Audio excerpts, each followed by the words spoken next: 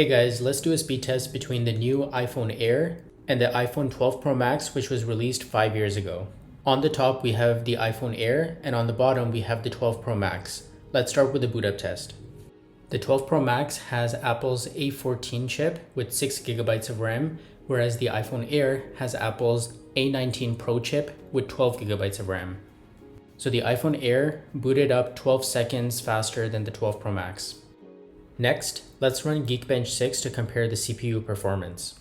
From the results, the iPhone Air has a 1.8 times higher single-core score and a 1.9 times higher multi-core score. Next, let's run 3D Mark to compare the GPU performance.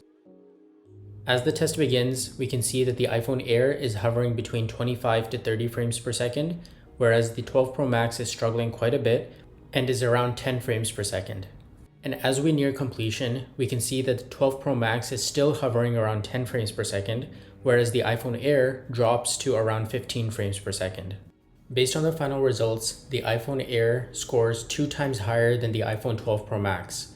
However, if you look at the graph at the bottom, you'll notice that the iPhone 12 Pro Max has better sustained performance, whereas the iPhone Air drops in performance over the course of the test.